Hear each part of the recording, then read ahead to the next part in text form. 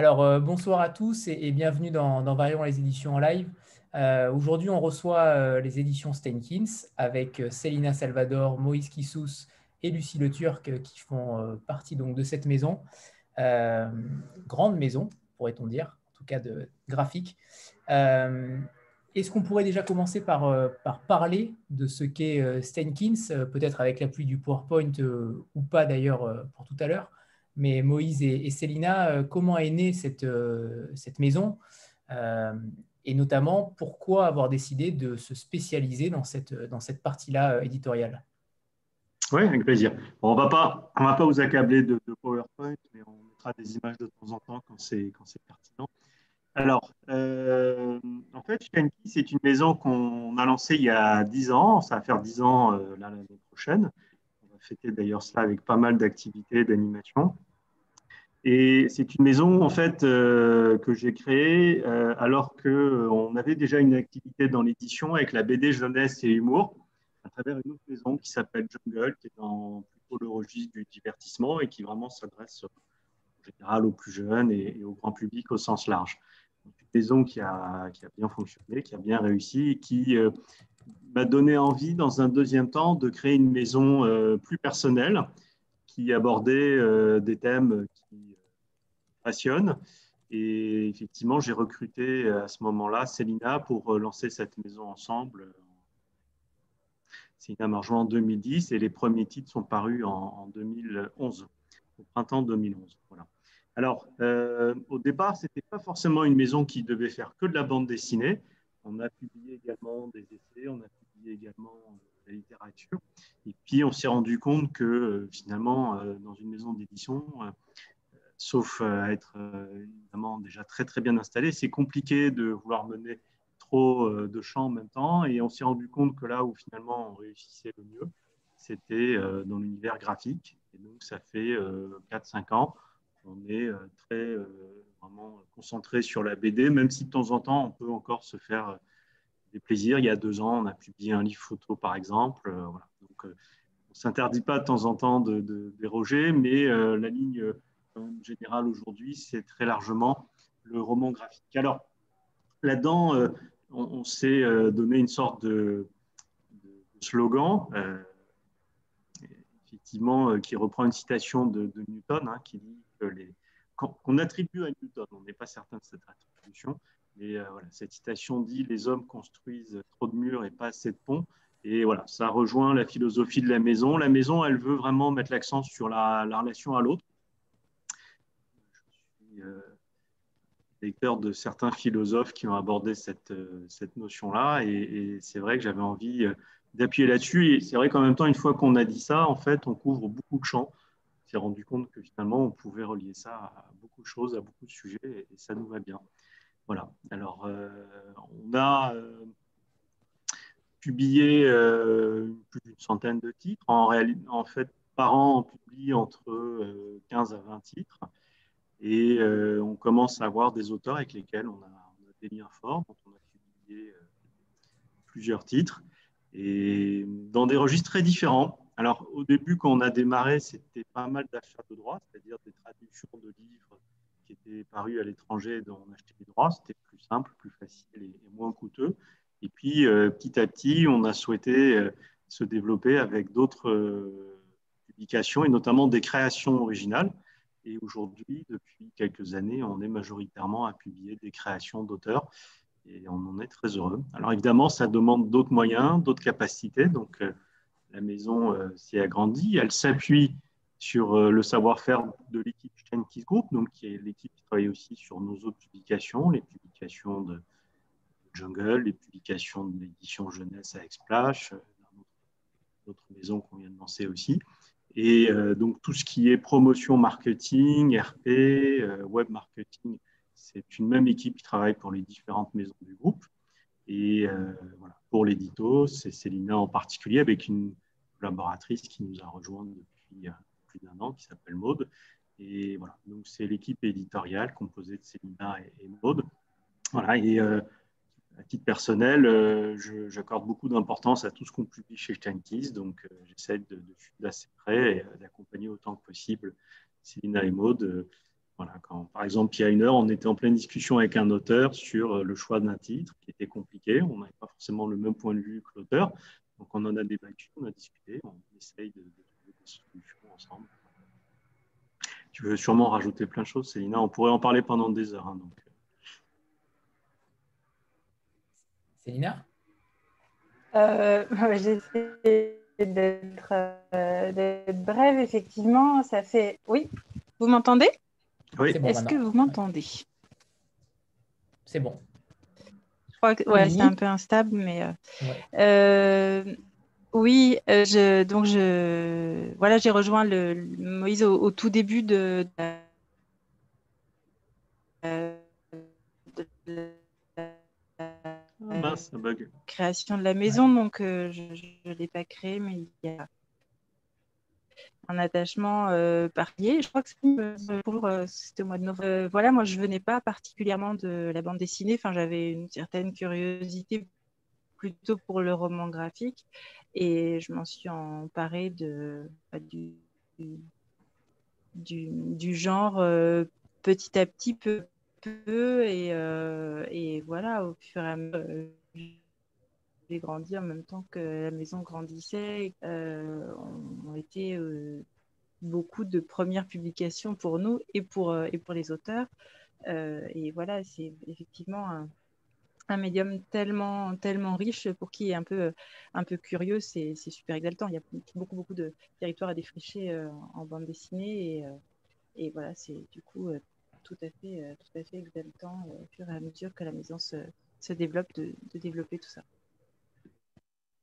Par rapport à tout ça, Moïse et Célina, vous avez fait le choix, j'imagine, de faire de la bande dessinée engagée. À mon sens, c'est comme ça que je la vois chez Steinkins, une bande dessinée qui va chercher dans l'histoire, dans des zones un petit peu d'ombre, une sorte de... Je vous compare parfois à des lanceurs d'alerte, parce qu'en réalité, que ce soit par exemple pour Tropic Toxic sur le scandale de la chlordécone, on en parlera peut-être tout à l'heure, mais il y a quand même beaucoup de fonds chez Steinkins et de fonds à chaque fois très différents.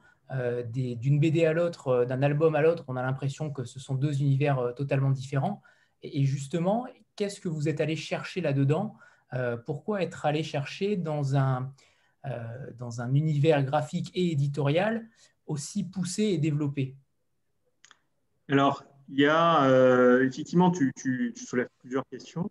La question des ouvrages qui vont dans le fond, c'est vrai, on est vraiment toujours dans la recherche voilà, d'amener du sens, de l'intérêt, parfois du savoir, de la connaissance découverte dans le cadre de nos publications. Elles ont toujours un lien avec des faits de société, des faits historiques, voilà, et ça peut être des biographies de personnalités, mais qui ont eu un impact sur, à un moment donné sur des choses, qu'elles soient connues ou pas d'ailleurs. Et d'ailleurs, une des caractéristiques de notre production, et c'est intéressant en tant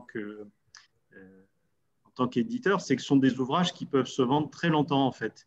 On a des ouvrages qu'on a publiés il y a 5-6 ans qui se vendent encore tout à fait de manière très satisfaisante, où on les relance à un moment donné, ils vont partir. Et ça, ce n'est pas toujours le cas dans l'édition. Et nous, on a vraiment voulu se distinguer de ce qu'on appelle le quick book, c'est-à-dire le livre qui sort, qui marche bien pour un moment donné, mais qui effectivement ne s'installe pas dans la durée parce qu'il se rattache à une actualité, à quelque chose d'un peu éphémère. Nous, on n'a pas voulu de ça. On a voulu vraiment aller chercher des ouvrages qui ne sont pas du tout reliés à des choses du moment, mais qui peuvent être intéressants à lire dans 4 ans, 5 ans, 10 ans. En tout cas, on se le souhaite et on le souhaite au lecteur aussi. Mais pour l'instant, en tout cas, on le vérifie à travers les ventes de chacun de nos livres qui se poursuivent.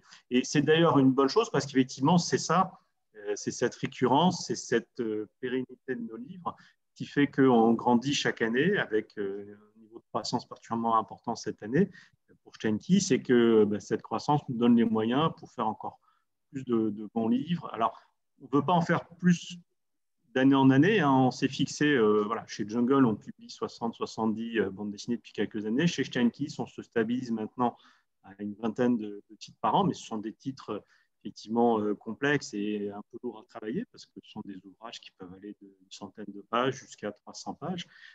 Voilà, et il y a des ouvrages qui peuvent prendre jusqu'à 3 ans de réalisation. Le temps des humbles des frappiers, qui sont des auteurs eux-mêmes engagés. Tu parlais d'engagement. C'est 3 ans de travail avec des déplacements au Chili, avec des allers-retours nombreux, mais après, à la fin, c'est une œuvre absolument somptueuse et que je conseille évidemment à tout le monde.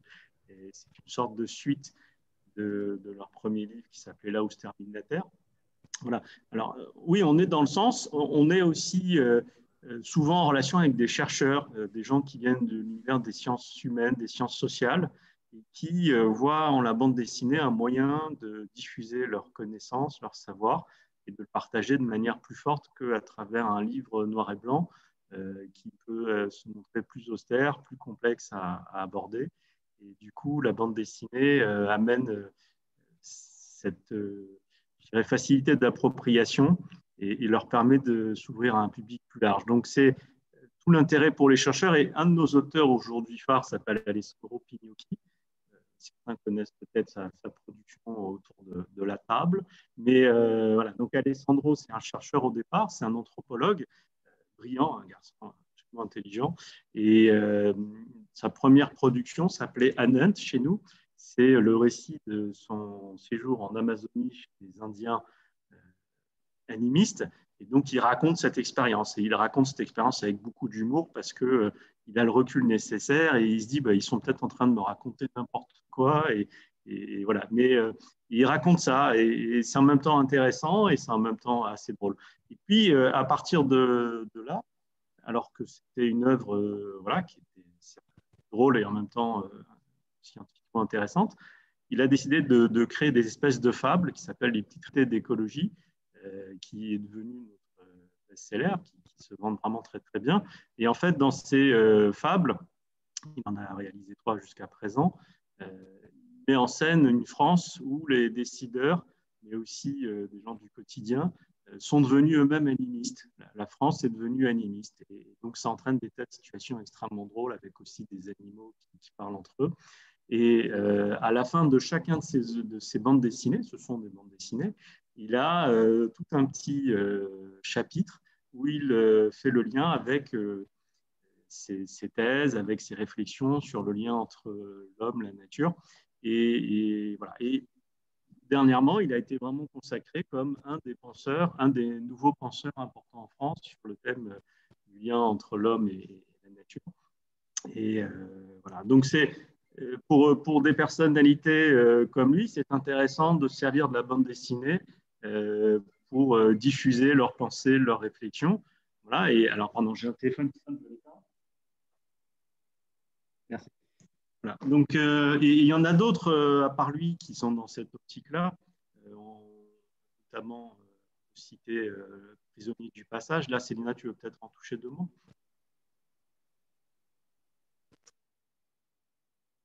Oui, enfin, après, je voulais aussi revenir sur le thème d'engager. C'est vrai qu'on parlait des frappiers tout à l'heure qui sont souvent qualifiés d'engagés, ça les énerve un petit peu. Alors, engagé, pas militant, et puis s'il y a un engagement, il est plutôt d'ordre humaniste. Je ne sais pas si on est des données, mais l'humain est vraiment au cœur de tous les projets, quoi. C'est vraiment toujours l'individu avant tout. Et l'humanité avant tout. Et Prisonnier du passage, c'est effectivement un ouvrage, là aussi, où l'humain est là avant tout. Il y a effectivement un côté engagé également. Et c'était le premier ouvrage. Alors, certes, Alessandro vient des sciences humaines, mais Chaoura est vraiment anthropologue et la bande dessinée s'appuie sur sa thèse de doctorat. Donc, elle m'avait dit que c'était une petite thèse pas très longue. J'ai reçu un fichier PDF qui faisait 800 pages dactylographié, donc voilà, c'était une petite thèse.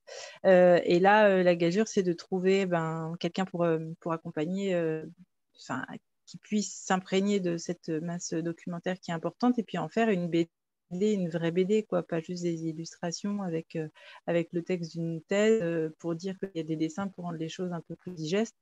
Et elle s'est vraiment, elle s'est beaucoup impliquée dans l'écriture et puis Mathieu Péot, le dessinateur, voilà, a pris connaissance de la thèse et ils en ont retiré, voilà, une thèse de 800 pages rend une BD qui doit en faire, je sais plus, j'ai pas en tête, mais environ 140 pages, avec quand même des pages de texte, enfin un fond très, très présent, comme un peu chez Alessandro Pignocchi. Et c'est l'histoire de ces zones de transit dans les aéroports, voilà, les centres de rétention, mais pas du tout le centre de rétention dont on peut avoir l'image, parce que là, c'est à Orly, c'est ultra moderne, c'est hyper aseptisé.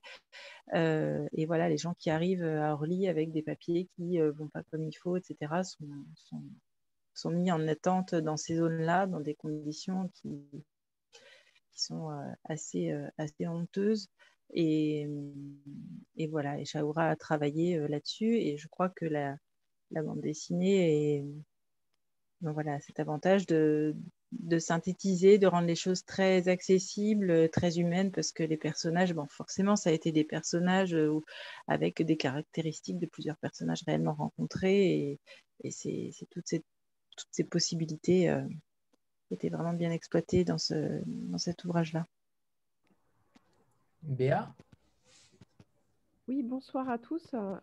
Merci d'être là pour nous présenter votre maison d'édition. Moi, j'aurais bien voulu en savoir un petit peu plus sur votre collection Témoins du Monde qui a débuté il y a peu de temps, finalement, avec un seul titre pour l'instant. J'aurais bien voulu savoir un petit peu l'objectif de cette collection et ce qui nous attend. Si on peut avoir des exclus, on prend.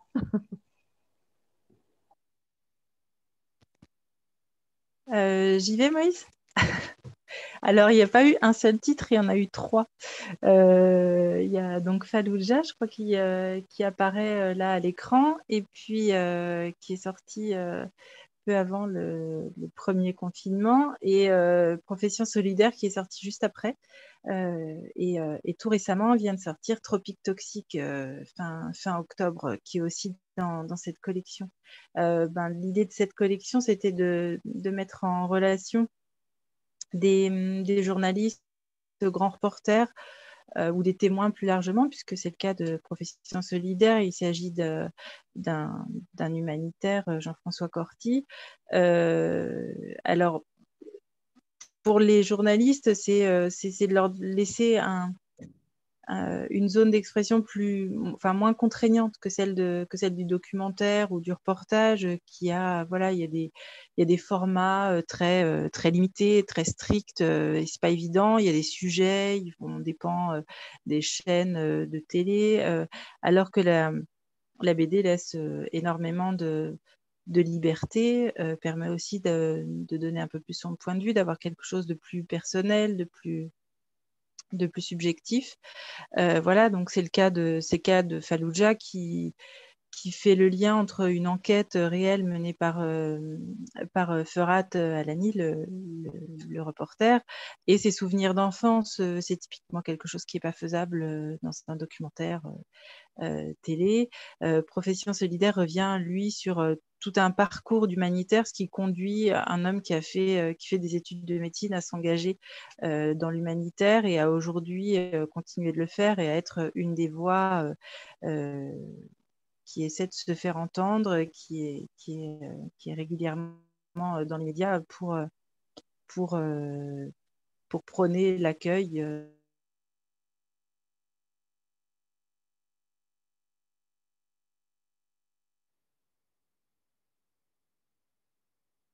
la possibilité d'accueillir et l'importance d'accueillir dans de l'alerte. Jessica Oublié avait publié son précédent et premier ouvrage chez Steinkiss qui s'appelait Pays en nous, où elle s'interrogeait là, elle regardait vers le passé sur une pratique qui a eu lieu institutionnelle qui s'appelait le Bumidum et qui consistait à faire venir en France métropolitaine des populations venant des DOM justement pour pourvoir à des emplois assez peu qualifiés, majoritairement dans l'administration.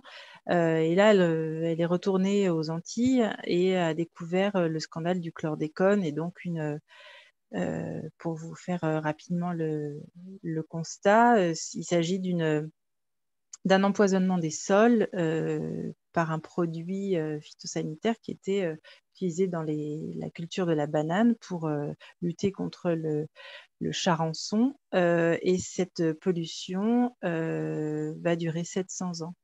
Il y en a à peu près pour 700 ans avant de se débarrasser des dernières traces de chlordécone. Ça veut dire que l'eau est impropre à la consommation, énormément de cultures, rien ne peut pousser dans la terre, c'est dangereux. Il y a des taux de cancer qui sont plus élevés qu'ailleurs. Il y a énormément de malformations, de problèmes de développement des fœtus. C'est vraiment un scandale énorme. Et voilà, et Jessica a découvert ça plus précisément en s'installant à la Guadeloupe et a vraiment mené une enquête très importante. C'est 3 ans de travail, 2 ans d'enquête, puis une année de rédaction et de dessin pour sortir cet ouvrage. Et ce scandale-là existe depuis 1972, si je ne me trompe pas, donc on en a donc pour 700 ans. C'est bien ça. Et par rapport à cette enquête-là de Jessica Oublié, est-ce qu'elle a déjà publié autre chose concernant cette enquête, ou au contraire, c'est la BD qui fait office de lancement du scandale? Non, il y a déjà des choses. Pardon. Non, enfin, tu peux y aller, Moïse, vas-y. Non, le scandale, il est révélé depuis quelque temps déjà. On ne prétend pas révéler quelque chose qui n'était pas connu, puisque même le président Macron s'est exprimé dessus. Mais par contre, l'ouvrage est extrêmement complet. C'était un projet qui, au fur et à mesure, se révélait de plus en plus complexe. Et donc, Jessica a rencontré un nombre incroyable de personnes, a interrogé énormément d'intervenants, mais a aussi voulu interroger des gens dans tout type, je dirais aussi bien en France, en Afrique, et dans les Antilles, pour pouvoir aussi faire des comparaisons avec d'autres scandales un peu similaires. Voilà, j'ai vu quelqu'un tout à l'heure mentionner la BD Les algues vertes. Oui, on est dans ce type de scandale où effectivement il y a quelque chose d'absolument que l'on connaît, qui n'est pas nouveau, mais qui est juste absolument anormal. Et Jessica s'est forcée de mener une enquête très complète, très fouillée. Et c'est vraiment un travail assez incroyable. D'ailleurs, c'est un gros retentissement actuellement aux Antilles, où le livre est vraiment accueilli avec beaucoup d'intérêt. Voilà, Jessica devait faire tout un tas de rencontres en France et aux Antilles. C'est un peu compliqué avec la période actuelle, mais on y reviendra dès que possible. Et voilà, et ça fait d'ailleurs écho à un autre livre qui, lui, est plus dans la fiction chez nous, qui s'appelle Piments Oiseaux, de l'auteur TM, qui est un très grand auteur, très connu d'abord en tant qu'auteur BD jeunesse, et qui, depuis quelques années, s'efforce d'offrir aussi des productions plus adultes. Et donc, Piments Oiseaux, c'est cette histoire, effectivement, des enfants volés de la Réunion qui ont été amenés en France dans les années 70-80, et avec parfois des destins vraiment assez terribles. Et voilà, ça raconte ça avec beaucoup d'intelligence, avec beaucoup de finesse, et c'est en ce moment un tel succès à La Réunion en particulier qu'on est en rupture de stock, et pourtant on a réimprimé 2 fois. Bon, donc oui, on est avec des auteurs qui peuvent soit partir de faits réels, mener des enquêtes, et Témoins du Monde en fait partie. Et pour répondre aussi à la question tout à l'heure, on a d'autres titres très passionnants prévus dans Témoins du Monde. On ne va pas pouvoir tout vous dire, mais je peux vous dire que déjà, dans les prochains mois, on va avoir quelque chose autour des femmes du Kurdistan par une grande reporter qui a été sur place et qui a été très proche de ces femmes combattantes. Beaucoup de courage.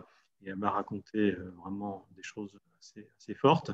Et dans un autre registre, mais aussi sur des problématiques liées à la terre, Jungle Beef, qui parle de la déforestation en Amazonie et des liens avec les dealers de drogue, qui était quelque chose que moi, je n'avais pas entendu, je ne connaissais pas, et que j'ai découvert du coup en découvrant ce projet qu'on nous a proposé. Donc ça, c'est 2 projets qui paraîtront l'année prochaine. Et on a d'autres projets très, très chouettes dans les tuyaux avec des grands journalistes ou des grands témoins. Donc il y a cette dimension où effectivement, on se rattache à des faits réels, à des enquêtes, à des choses très contemporaines, mais on peut avoir aussi des récits plus fictifs qui s'inspirent de faits réels, mais qui mettent en scène des personnages fictifs à l'intérieur de ces faits réels, une manière de prendre un peu de recul aussi, un peu de distance par rapport à des événements. Justement, je rebondis sur Témoins du Monde. J'ai vu que les escales étaient associées également à cela. Est-ce que c'est un partenariat par rapport, dans quelles circonstances, par rapport au dessin, par rapport Ouais. au... Alors, en fait, c'est le patron des escales, qui s'appelle Vincent Barbare, qui connaissait bien le producteur Mitch Sterlin, qui est à l'origine de l'idée de collection. Et donc, le rapport, c'est ça, en fait. C'est l'idée de collection, c'est le lien avec Mitch. Et puis, on a des réunions régulières pour discuter des projets et se mettre ensemble d'accord. Voilà, et Vincent, qui à une époque a aussi piloté des maisons comme Plomb, par exemple, un bon partenaire pour discuter des sujets et les approfondissements des sujets qu'on veut développer dans Témoins du Monde. D'accord. Martine? Alors, Pardon. pardon Anthony, je voulais juste Vas-y, rebondir Béa. sur tout ça. C'est absolument passionnant. Enfin, moi, j'aime beaucoup vos collections et j'étais Merci. très attentive à celle-ci, mais c'est un peu ce qu'on disait, je trouve, au début. La bande dessinée ou le roman graphique, selon comment on le nomme, permet une approche de sujets qu'on ne serait peut-être pas allé chercher autrement, peut-être pas à se taper 2 heures de documentaire sur YouTube ou 4 ou 8 pages dans un journal voilà, qui pourrait paraître un peu hors de portée. Et du coup, je voulais vous remercier simplement pour ça, parce que la bande dessinée permet vraiment d'aborder dans tous les domaines, que ce soit des sujets réels ou d'autres, enfin, des sujets graves, je veux dire, ou moins graves, mais ça permet vraiment, en fait, d'ouvrir ça à un public beaucoup plus vaste et c'est chouette. Donc, merci. Voilà, c'est tout ce que je voulais dire. Merci. Merci. Mais on a encore du boulot Merci. parce qu'effectivement, on aborde des sujets pas toujours évidents et effectivement, on espère petit à petit continuer à rayonner et à recruter d'autres lecteurs, peut-être avec votre aide d'ailleurs. N'hésitez pas. Mais ouais, faut pas s'arrêter parce que, alors moi, je viens de lire là une BD, bon, qui n'était pas chez vous, mais bon, après, il y a de la place pour tout le monde, je pense, mais sur la Corée du Nord, et je serais peut-être pas allée me renseigner sur ce pays-là et ce qui s'y passe avec un bouquin de 800 pages, quoi, parce que même si j'adore la lecture, ça peut être fastidieux, voilà. Et la BD, en tout cas, c'est, je trouve, peut-être une première porte d'entrée, en tout cas, pour des sujets qui peuvent après, libre à nous d'aller approfondir, mais voilà. Oui, et vous avez raison sur un point. Alors, je ne dis pas que c'est votre cas, hein, mais on voit des personnes qui ne sont pas lecteurs usuels de bande dessinée y venir par le roman graphique ou le document graphique, parce que le roman graphique renvoie de la fiction, alors que chez Jeunesse en particulier, on est souvent sur des témoignages, des documents, du reportage. Et effectivement, c'est le sujet qui amène le lecteur vers l'ouvrage, qui découvre du coup que la bande dessinée, c'est aussi pour lui. Bon, et ça a été un grand, grand pas. J'ai une fonction par ailleurs, il se trouve que je préside le groupe bande dessinée du syndicat de l'édition, donc mon rôle, c'est aussi voilà, d'étudier les évolutions, de les partager. Voilà, et clairement, dans les études qui sont menées, on voit bien que l'école connaît mon attrait pour les études. On voit bien qu'il y a une part très importante de nouveaux lecteurs qui sont venus, et notamment des lecteurs femmes, qui sont venus à la bande dessinée depuis 10 ans, notamment par le biais du roman graphique. Et ça, c'est une belle évolution. Complètement. Oui, et dans la démarche, c'est vrai que quand on aborde comme ça des sujets un peu, enfin, qui pourraient être obscurs ou en tout cas parfois un peu pointus, l'idée, c'est toujours de fournir un récit assez complet, de donner en tout cas les clés les plus importantes pour aller au bout de la problématique, de bien comprendre, et puis de donner d'autres pistes. Alors, il y a assez souvent des petites parties documentaires annexes voilà, que le lecteur très curieux peut lire ou pas. Enfin, on ne comprend pas moins bien la BD si on le lit pas. C'est là vraiment juste en plus. Et puis, parfois, il y a voilà, comme dans un ouvrage de sciences humaines, il y a des indications bibliographiques pour aller encore plus loin et peut-être approfondir un sujet qui nous aura particulièrement touché ou qui aura attisé notre curiosité. Venant pas spécialement de la BD, moi, c'est un truc qui m'est vraiment cher, quoi, d'aller vraiment au fond du sujet. Et c'est souvent ce qui pêche le fond, quoi. On a un récit sympa, mais bon, on reste un peu sur sa fin, sur le fond ou la problématique, et d'essayer voilà, de donner les outils, les clés principales pour aller au bout enfin, en tout cas, de bien comprendre, d'avoir récit assez synthétique et voilà. Nul ne peut reprocher à Stenkins de ne pas aller au bout des sujets. Ça, clairement, c'est une de vos grandes forces par rapport aux autres maisons, notamment. Vous allez véritablement au bout des sujets parce que déjà, le livre est déjà assez épais la plupart du temps. On voit souvent des BD en 50-60 pages qui n'abordent au final qu'en filigrane ce qu'il s'y passe. Vous allez réellement au fond des choses et toujours avec un dessin qui change d'un dessinateur à l'autre, ce qui n'est pas toujours le cas dans d'autres maisons aussi. Mais en réalité, le dessin est primordial par rapport au sujet que vous abordez. Je trouve qu'à chaque fois, la symbiose des deux fait clairement de très belles choses. C'est la grande difficulté. Ouais. Oui, il faut avoir. Les projets n'arrivent pas toujours avec un couple ou un auteur complet. Donc, de trouver le bon dessin pour tel ou tel sujet, tout en proposant des choses parfois moins grand public, mais avec l'idée quand même d'avoir un dessin accessible à tous, sans forcément, avec assez peu finalement de dessins très réalistes, classiques, quoi, mais en restant, c'est effectivement une des contraintes qu'on s'impose et qui fait qu'il y a une certaine cohérence dans le catalogue, malgré effectivement des types de dessins très variés, couleurs, noir et blanc, dans les formats, c'est assez varié aussi, même si on tourne toujours un peu autour des mêmes formats. Et ça, c'est une des forces du roman graphique par rapport à la bande dessinée qu'on connaissait il y a encore 15-20 ans. À l'époque, tout était très formaté. C'était ces fameux grands formats, 46 pages, 64 pages. Et évidemment, pour tous les sujets qu'on voulait aborder, ça n'avait aucun sens. Donc, on ne sait jamais. Alors, il y a parfois des albums qui vont être au même format, mais on ne se l'est pas imposé. On ne s'est pas dit on va les faire de telle ou telle manière. C'est vraiment à chaque projet, on peut avoir un format qui se distingue et une pagination qui se distingue et un style différent. Et voilà, c'est vraiment lié à ce qu'on reçoit aussi. Martine ? Oui, bonsoir à tous. Bonsoir Célina et Moïse. Merci d'être là avec nous. Justement, vous parliez de format, Moïse. J'ai regardé sur votre site internet et j'ai vu que toutes vos dernières BD étaient disponibles en format numérique. Et je m'interrogeais sur ce format pour de la bande dessinée. Est-ce que réellement ça séduit les lecteurs de bande dessinée? Parce qu'autant un roman ou un essai, c'est facilement transposable en numérique, autant une BD, ça me semble plus compliqué. Il y a parfois des dessins sur 2 pages. Donc, est-ce que vraiment c'est un format qui fonctionne? Et est-ce que c'est un format qui a fonctionné justement pendant les confinements?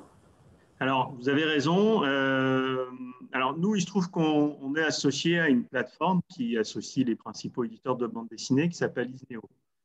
Voilà, on est associé à cette plateforme quasiment depuis sa création. Et donc, on est amené à y mettre tous nos ouvrages, ceux de Jungle, ceux de Kiss. Jusqu'il y a effectivement le premier confinement, ça restait faible. Ça représentait moins d'1% de notre activité. Voilà. Donc, vous avez raison, il y a un attrait pour l'objet. C'est ça aussi qui explique la raison pour laquelle on est assez sensible, attentif à la qualité des objets qu'on propose. Et il y a évidemment un plaisir de lecture de l'ouvrage livre qui n'est pas reproduit par la lecture numérique aujourd'hui pour la bande dessinée en tout cas.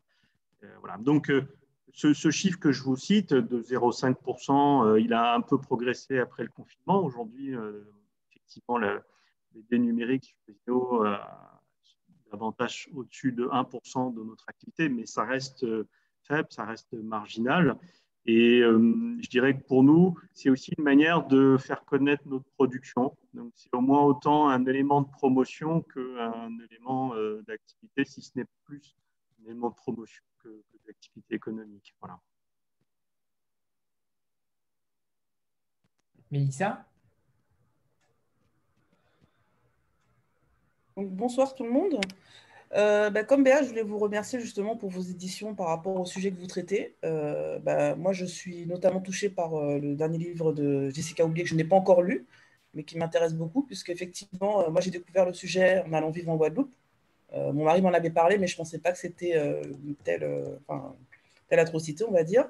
Donc, je compte le lire. Et en fait, voilà. Et pour vous dire qu'effectivement, moi, j'ai lu Piments oiseaux et j'ai trouvé que le sujet était super bien traité et très attractif. Et pour le coup, je trouve que le fait de transposer ça en bande dessinée, ça permet une ouverture à un public plus large pour connaître justement ces sujets qui sont trop peu détaillés dans la presse, on va dire, et effectivement oubliés. Et donc, je trouve ça super intéressant. Et effectivement, ça interpelle parce que j'ai lu aussi Green Guerilla. Ce n'est pas forcément un domaine vers lequel je me serais tournée. Et en fait, pour le coup, le sujet m'a interpellée. Donc, voilà. Donc, je voulais vous dire merci en tout cas pour ces sujets qui sont assez forts et très intéressants et super bien traités. Et j'ai testé via Isneo, justement, et je trouve que ça, le rendu c'est clair que ce n'est pas l'objet, mais le rendu de lecture est très fluide et il correspond aussi. Et ça permet aussi de découvrir peut-être un peu plus de titres à ce niveau-là. Et voilà. Donc, c'était pour vous dire ça. Merci. Merci à vous. C'est vrai que la version numérique, voilà, c'est plus accessible du point de vue économique aussi. Hein. C'est ça qui est intéressant. Voilà, on publie une vingtaine de livres qui valent entre 15 et 25 euros. Et donc voilà, je pense qu'effectivement, on peut équilibrer entre achat version physique et version numérique pour arriver à lire tout ce qu'on produit. Justement, par rapport aux livres numériques, j'en ai lu quelques-uns, il fut un temps, mais justement, je devais zoomer sur chaque image. Est-ce que le problème est résolu par rapport à ça? Est-ce que sur Isneo, par exemple, est-ce qu'on peut lire une BD sans devoir zoomer sur certaines cases, certaines planches? Alors, je vais vous faire un aveu. Moi, je ne lis jamais sur Isneo. Donc, je ne devrais pas le dire, mais je suis trop attaché aux livres et j'arrive pas. C'est comme pour les romans. Je lis beaucoup de romans et ma femme n'arrête pas de me dire passe à la liseuse, c'est moins lourd à porter les livres l'été, mais j'y arrive pas. Donc, voilà, j'ai une expérience très faible des vidéos. D'autres autour de la table pourraient peut-être davantage en parler. Ouais. Bah, ça dépend du support de lecture. Si c'est sur un téléphone, c'est sûr que c'est un peu compliqué. Sur des tablettes ou sur des liseuses, c'est déjà plus confortable. Le gros inconvénient, c'est sur les doubles pages. En roman graphique, on laisse une grande liberté aux auteurs pour s'exprimer sur une page où des belles doubles de respiration, elles sont coupées parce qu'on est en page à page. C'est le seul truc qui fait que c'est effectivement pas très agréable. Mélissa, je ne sais pas si Sinon, tu voulais rebondir pour les là-dessus. couleurs, on a un super rendu des couleurs. Pour ça, c'est agréable. Oui, je voulais rebondir parce que pour le coup, je sais pas, ceux qui me suivent savent que je lis beaucoup de livres, mais je lis pas mal via Isneo. Et en fait, les doubles pages, moi je lis sur un iPad et les doubles pages, en fait, on peut les avoir sur l'iPad et ça gêne pas du tout le. Oui, enfin c'est un iPad. Ouais, il est pas très, enfin il est assez grand en fait et au final, je trouve que c'est, pour l'avoir, en tout cas, depuis le confinement, je me suis mis sur Isneo. Et effectivement, je trouve que c'est fluide. Bon, souvent, je le montre en plus quand je fais mes publications, voilà. Et en fait, quand je prends des photos de l'iPad, on n'a pas l'impression que c'est du numérique, en fait, pour le coup.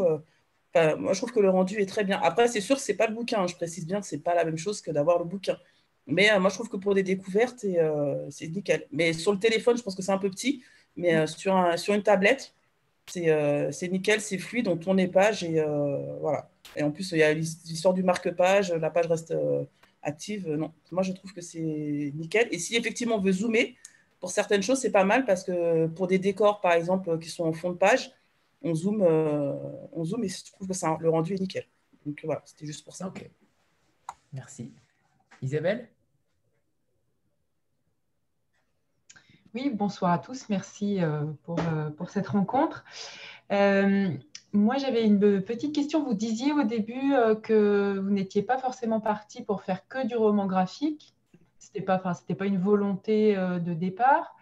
Est-ce que vous pouvez revenir un peu là-dessus? Est-ce que vous-même, en fait, vous êtes dessinateur, en fait? Est-ce que vous aviez à la base une appétence particulière pour le dessin ou voilà, ça a été vraiment le hasard?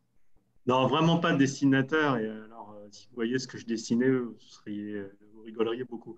Mais je crois que mon fils dessine mieux que moi. Du coup, non, j'ai une appétence pour le récit, pour la transmission, pour voilà, le partage. Et c'est vrai que d'ailleurs, on a au sein de la maison une directrice artistique qui travaille surtout sur Jungle, mais qui peut être amenée à nous donner aussi des avis sur Stein Kiss, même si Célina et Maud ont un œil aiguisé. Et voilà, je suis plus porté souvent sur la partie scénaristique, voilà, sur le contenu, sur le graphisme. Ça ne veut pas dire que. Alors, j'adore le graphisme en tant qu'amateur, c'est-à-dire que je suis amateur d'art contemporain, je suis amateur de dessin, mais parfois bien juger de certaines choses au niveau du dessin, d'autres ont un œil plus pointu que moi. Et oui, c'est la bande dessinée, c'est petit à petit devenu quelque chose qui était mon seul type de publication, mais j'aurais aimé réussir à trouver une voie dans la littérature, mais c'est vachement très compliqué et voilà, peut-être que j'y reviendrai un jour. On avait créé une collection qui était super, qui s'appelait Incipit, qu'on prenait avec Célina déjà, il y a quelques années, en 2016. On était en coédition avec Prisma et on avait recruté d'excellents romanciers, parmi les meilleurs écrivains français. Et voilà, des gens comme Philippe Besson, comme plein d'autres. Tu m'aideras, Célina, parce que là, ce soir, François Bégodeau, Eliott Abécassis. Et plein d'autres, mais vraiment d'excellents auteurs.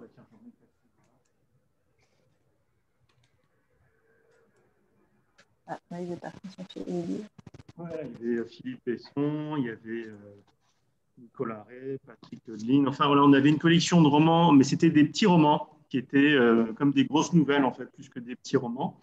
Et là aussi, on avait une fabrication qui était superbe, on avait des très bons titres. Et le principe de cette collection, c'était de demander à des romanciers de raconter à chaque fois une première fois. Mais pas une première fois qui leur était personnelle, une première fois dans l'histoire. Et alors, ça pouvait être le premier vainqueur du marathon des premiers Jeux olympiques modernes, qui ont été écrits par le grand auteur dont le nom m'échappe. Philippe Jaénada. Merci, Philippe Jaénada. Comme ça pouvait être le premier malade du sida, ce qu'on appelait le patient zéro par Philippe Besson, les premiers congés par Nicolas Ray. Mais chacun racontait ça sous forme de fiction. Et malheureusement, la collection n'a pas imprimé et on n'a pas réussi à l'imposer, alors qu'on a des titres. Un jour, si certains les redécouvrent, diront « Ah, mais c'était vraiment bien ». Mais on m'avait alerté que le format nouvelle, même si c'est grosse nouvelle, c'est un format qui est compliqué en France. En France, oui. Alors qu'aux États-Unis, dans les pays anglo-saxons, c'est un format très apprécié. On a fait le pari qu'on arriverait à l'imposer, on n'y est pas arrivé. Peut-être qu'on y reviendra un jour, mais pour l'instant, on est bien dans la BD. Oui, peut-être que vous étiez très novateur en fait, donc vous étiez trop précurseur, mais peut-être que ça reviendra. J'espère. En tout cas, oui, je serais curieux de voir une collection chez Steinkins à littérature, pourquoi pas. Donc, c'est plutôt dans des projets, mais à long terme, j'imagine. Pour l'instant, ce n'est même pas un projet, puisque vous avez posé la question, ça réveille, disons, une envie qui n'a pas été à son terme. Assouvi. Voilà, qui n'a pas été totalement assouvi, mais pour l'instant, je l'ai mise de côté. Ok. Eva ? Bonsoir à tous. Je suis vraiment ravie d'être là ce soir parce que j'aime vraiment beaucoup votre maison d'édition. J'ai fait vraiment des belles lectures, de très belles découvertes et vous avez tout à fait raison. Quand vous disiez que vous vous orientez plutôt vers des thématiques qui n'étaient pas très usitées, on va dire, ou en littérature ou en roman graphique.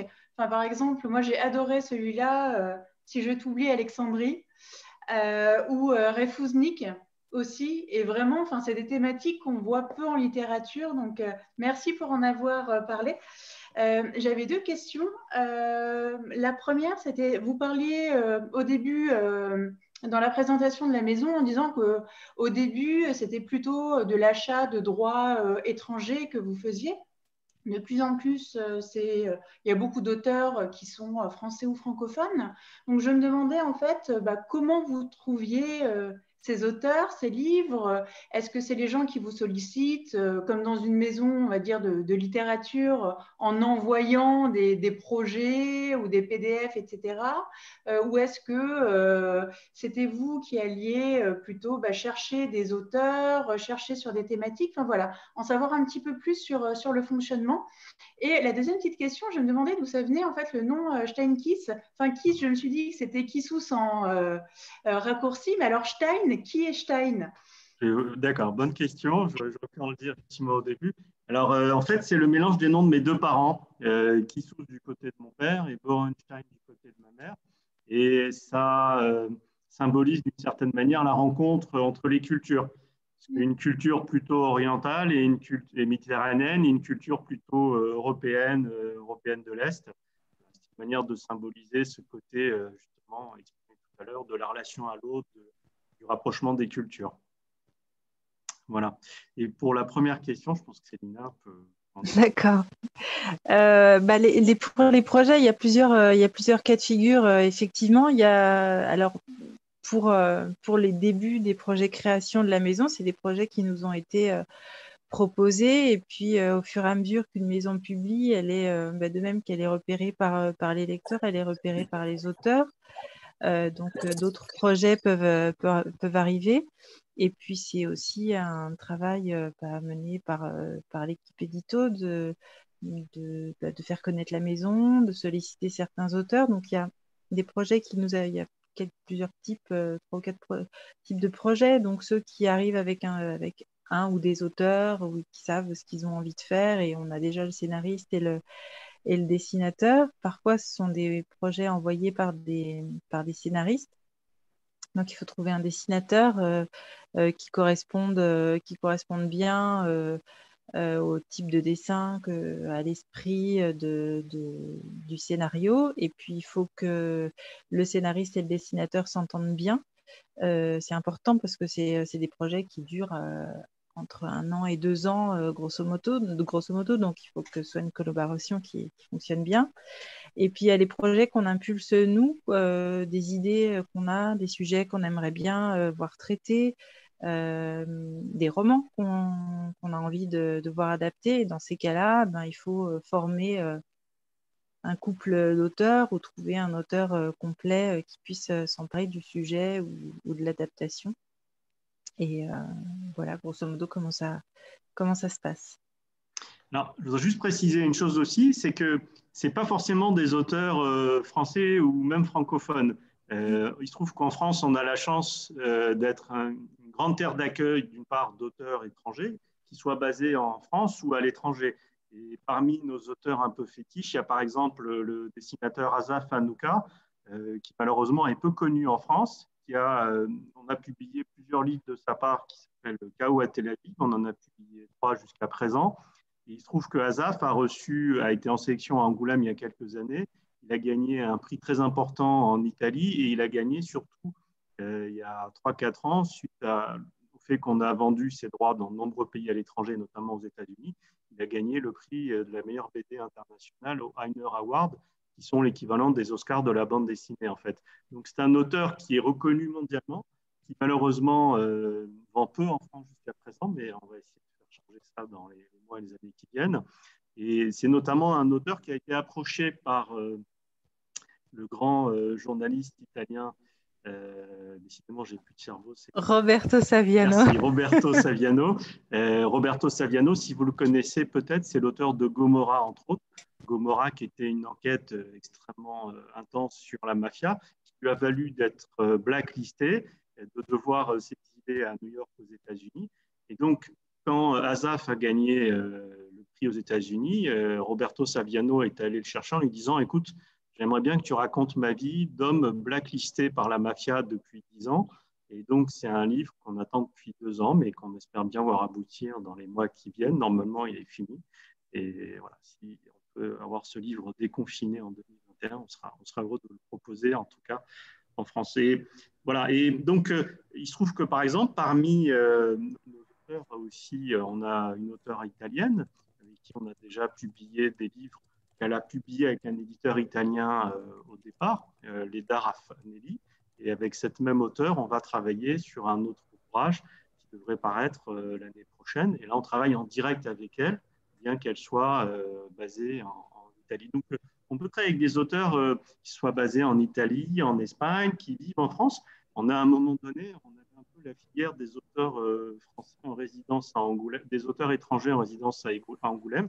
Donc, on a publié auteurs coréens, auteurs espagnols, etc. Voilà. Donc, il n'y a aucune volonté de favoriser les auteurs français ou francophones. Et on a volonté de travailler avec des auteurs de tout horizon, évidemment. Et ce qui nous intéresse, c'est voilà, leur force graphique. Et pour le coup, Azaf est vraiment un maître de la création artistique. Maël, il faut juste allumer ton micro. Je vois des messages qui passent, je transmettrai à Roberto, hein, comptez sur moi. Maël, il faut juste allumer ton micro et c'est bon. Voilà, c'est bon. On t'écoute. On ne t'entend pas. On ne t'entend pas, Maël. Ouais, on remet peut-être les écouteurs.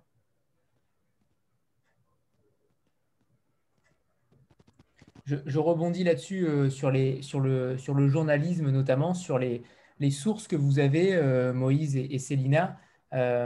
Comment vérifiez-vous les sources? Ou faites-vous confiance totalement aux journalistes ou à l'auteur? Est-ce que véritablement vous faites une sorte de contre-enquête?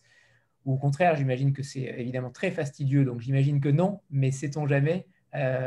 Comment faites-vous par rapport aux sources? Est-ce que, par exemple, vous vous êtes retrouvé à un moment donné confronté à un auteur dont les sources ou les thèses auraient pu être contredites? Avec les journalistes, la question ne s'est pas vraiment posée. Je cherche dans ma mémoire. En revanche, effectivement, sur un projet à paraître l'année prochaine, on s'est posé la question parce que c'est une vision, enfin c'est un ouvrage sur Lénine et avec une vision de la motivation de Lénine qui est enfin, voilà, un parti pris très différent de ce qu'on a l'habitude de lire. Et on s'est effectivement posé la question, demandé quelles étaient ses sources, sur quoi il s'appuyait pour développer un tel récit. Donc oui, on publie pas. Puis après, voilà, il y a des journalistes qui arrivent avec un certain bagage. Enfin, pour la collection Témoins du Monde, typiquement, enfin voilà, Fallujah, Farah Talani a gagné un prix Albert Londres. Enfin, c'est sérieux, quoi. Non, je sais pas, mais si tu penses à quelque chose. Oui, je pense que tu as raison. Je crois qu'on fait fondamentalement confiance à des journalistes qui ont déjà fait leurs preuves. C'est peut-être leur première publication en BD pour certains, mais c'est loin de là leur première publication sur le plan journalistique, que ce soit dans la presse, que ce soit dans le documentaire. Ce sont des gens qui souvent sont déjà bien reconnus dans leur domaine. Jessica, oublié, c'est un peu différent pour Tropique Toxique. Et quand on voit l'ampleur de son travail, voilà, et je crois que ce qui est intéressant, c'est qu'elle ne cherche pas à imposer un point de vue. Elle interroge énormément de gens et elle permet au lecteur aussi de se faire son avis, de se faire son point de vue. Voilà. TM, pour qui c'est un récit fictif pour Piments Oiseaux, il s'est appuyé sur un historien voilà, qui est reconnu lui aussi sur l'histoire de la Réunion, Gilles Gauvin, qui publie d'ailleurs lui-même un livre là-dessus actuellement. Donc, quand ce sont des enquêtes journalistiques, honnêtement, on n'a pas les moyens de faire des contre-enquêtes. Hein, ce serait un peu incroyable et je ne crois pas que ce soit le nôtre. Et si après parution, il y a des gens qui veulent contester ou qui ont d'autres points de vue, ils ont tout le loisir de pouvoir les exprimer, évidemment.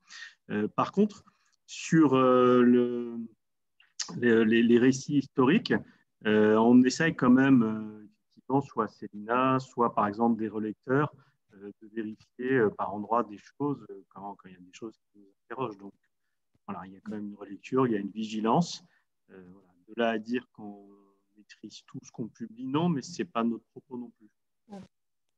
Et moi, j'ai une peur bleue de l'anachronisme pour vous donner un petit détail, par exemple, sur justement Piments Oiseaux. On est allé, on a fait des recherches sur la date de création du bic 4 couleurs parce que ça nous semblait bizarre et effectivement, il n'était pas encore sorti.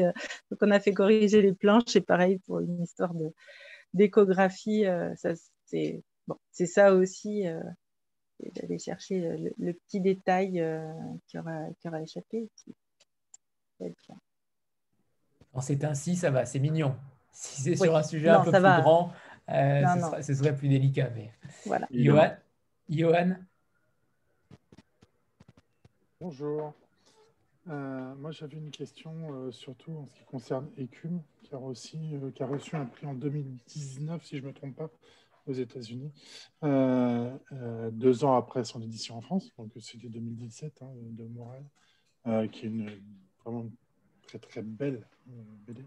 Enfin, j'ai vraiment apprécié. Et je voulais savoir si, à travers ça, ça vous a amené d'autres lecteurs que ceux que vous aviez déjà. Et je précise aussi que j'ai beaucoup aimé Dans l'oreille d'un sourd, Tomber dans l'oreille d'un sourd. C'est difficile à dire. On n'a pas d'informations précises là-dessus. Comme vous savez, les libraires sont les médiateurs, ils sont entre nous et les lecteurs. On n'a pas mis en place de grosses bases de données en demandant aux lecteurs de nous indiquer s'ils ont lu ça et ça et ça. Donc, c'est difficile de vous répondre. Voilà. Ce que je peux vous dire, par contre, c'est que, mais on va revenir à la charge, sur Écume, on a eu un beau rayonnement. On n'a pas eu tant de ventes que ça. On a eu des ventes correctes, mais pas exceptionnelles. Et c'est vrai qu'on était d'autant plus content, après avoir cédé les droits à un éditeur américain, que le livre reçoive un prix l'année dernière, le Harvey Award, le deuxième prix aux États-Unis après celui des Rainer Awards. Donc on était content. Et d'ailleurs, pour la petite histoire, là, ça va encore, j'imagine, chatter. On a été approché par la boîte de production de Brad Pitt, Plan B.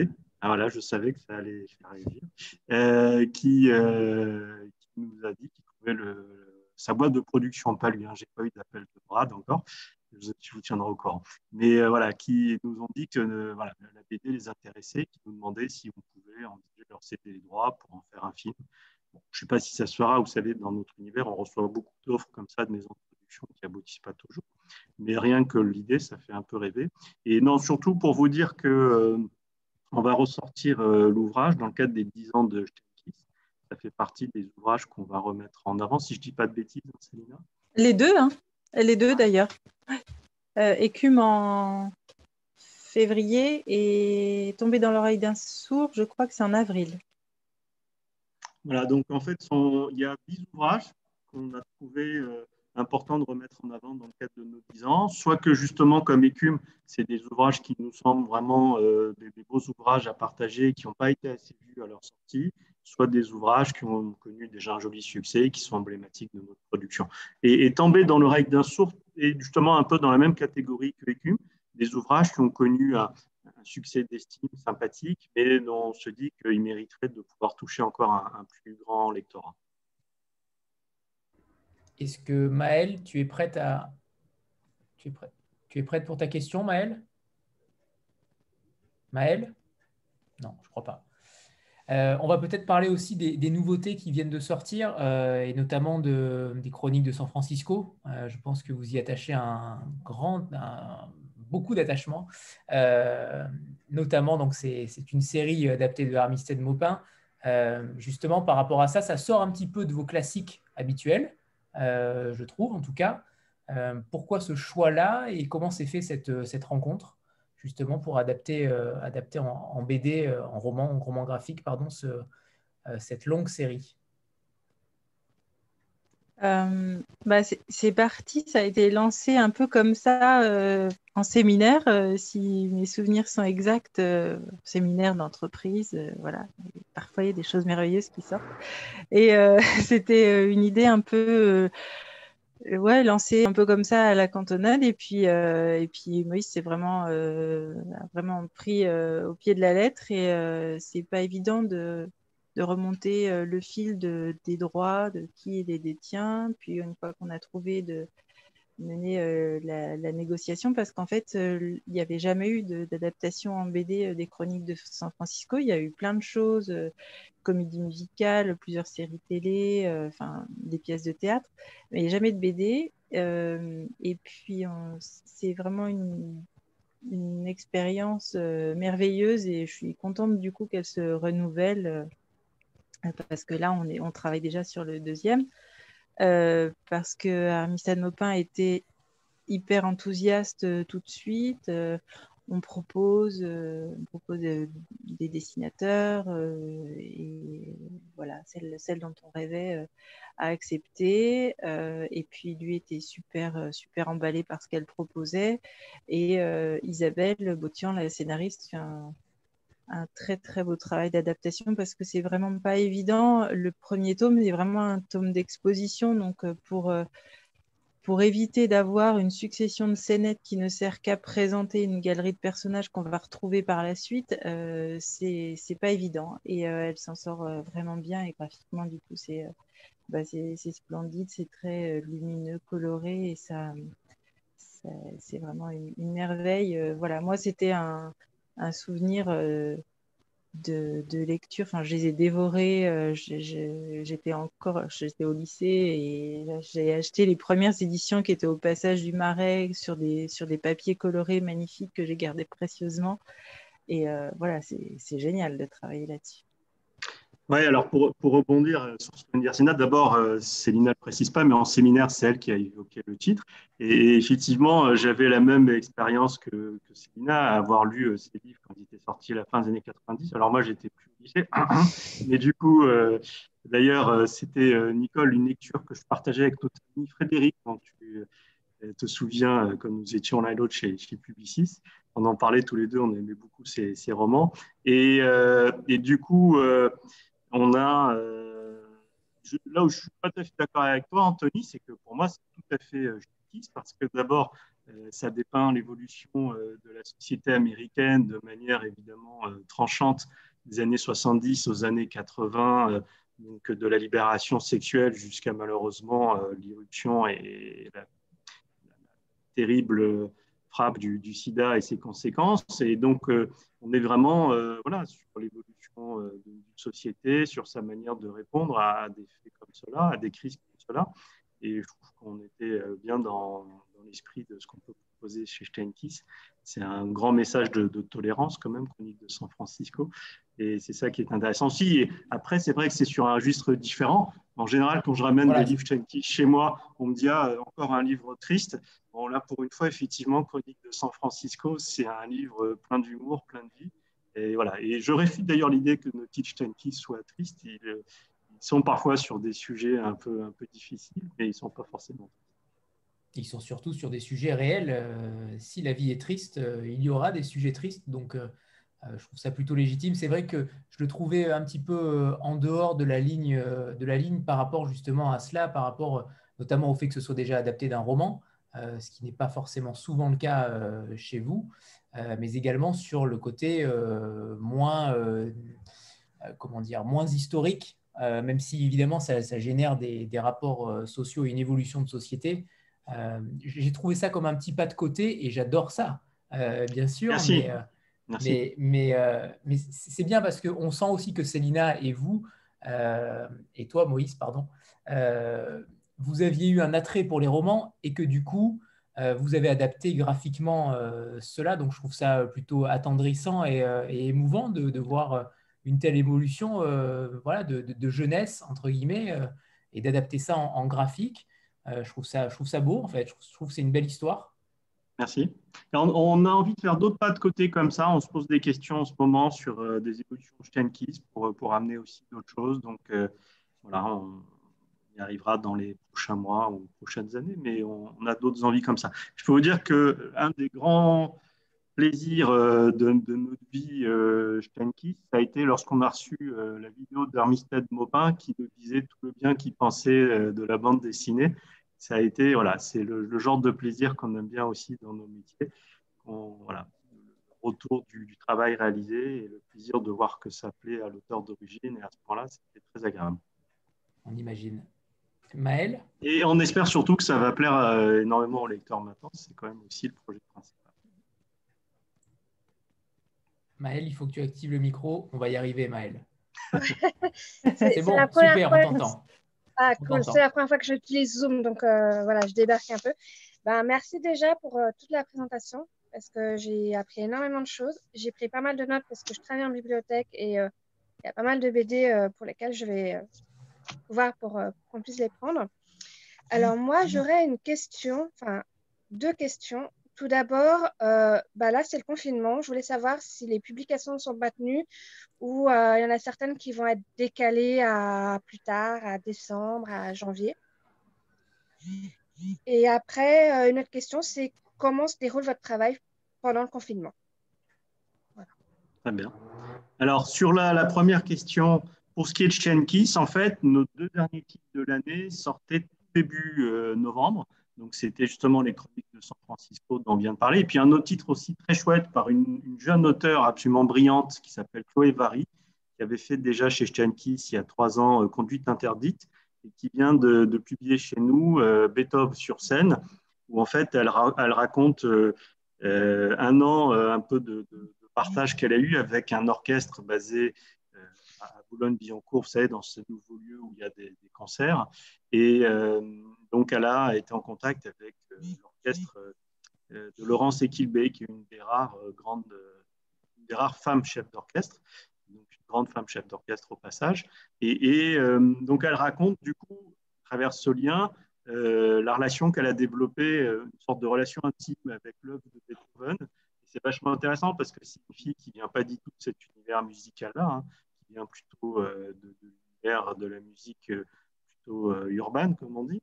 Et d'ailleurs, à l'intérieur de l'ouvrage, elle intègre des sortes de poèmes qu'elle a écrits qui sont vachement bien.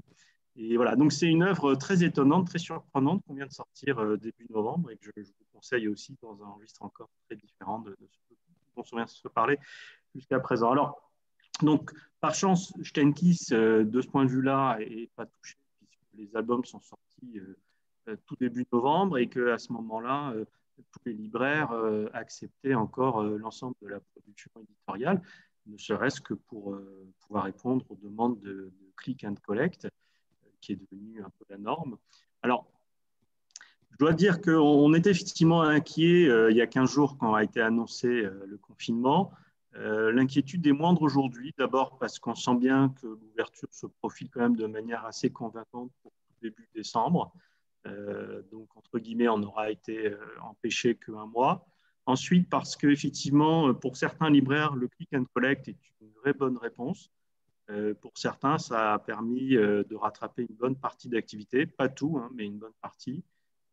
Même si au final, on dit qu'en moyenne, ça représente 15-20% d'une activité normale. Pour nous, à cela s'ajoutent les ventes par e-commerce, hein, Fnac.com, Cultura.com, et puis oui, Amazon malgré tout. Et puis l'export, parce qu'à l'extérieur de la France, en Belgique, en Suisse, au Canada, les libraires n'ont pas eu besoin de fermer. Et donc, c'est environ 10% de notre activité. Donc, tout ça fait qu'au final, novembre ne sera pas un mois si compliqué pour nous que ce qu'on aurait pu craindre. D'autres vous diront d'autres choses. Je pense que la BD est aussi un peu à part. On est dans une dynamique qui fait qu'on est moins touché peut-être que d'autres types de segments. Et puis nous, on est pas mal sur la BD jeunesse qui, lors du premier confinement, on était sortis un peu mieux déjà que l'autre type de BD. Voilà. Alors, est-ce qu'on a eu des reports sur Steinkiss? Du coup, non. Après, on a eu 2-3 titres qui ont eu du retard, mais sans rapport forcément avec le premier ou le deuxième confinement. Alors, parfois, les auteurs nous disent oui, à cause du confinement, j'ai moins bossé. Alors là, on ne comprend pas toujours parce que de toute façon, les auteurs travaillent de chez eux, donc l'excuse n'était pas évidente à saisir. Mais bon, c'est pas grave. Alors, on est sur des ouvrages qui sont parfois complexes et on entend, même si on ne devrait pas le dire, que nos auteurs peuvent avoir parfois besoin de plus de temps que ce qui était prévu au contrat. Donc, on a par exemple un titre, une autre adaptation de roman qui s'appelle Overlaine de Jean Telet, qui est un super roman sorti il y a une vingtaine d'années. Qu'on a reçu justement il y a 2-3 semaines. Donc on est ravis que Overlaine sorte chez vous. Voilà. Super. Donc, Overland sortira chez nous. Il devait sortir en novembre. Il sortira un peu plus tard, mais ça va être un très, très bel ouvrage adapté. Voilà. Et puis, voilà. Donc, comment on travaille? En fait, on est très actif encore parce que de toute façon, les titres qui sont sortis entre septembre et tout début novembre, il faut qu'on les accompagne, mais on les accompagne autrement. Donc, on les accompagne travaillant beaucoup sur les réseaux sociaux et c'est là où, évidemment, notre rôle est essentiel par les temps qui courent. On les travaille aussi par un lien avec les libraires, en les informant, leur donnant le plus d'informations possible pour les aider eux-mêmes à orienter les lecteurs. Voilà, parce que certains libraires, au-delà du click and collect, essayent d'avoir quand même encore un rôle de conseil direct aux acheteurs.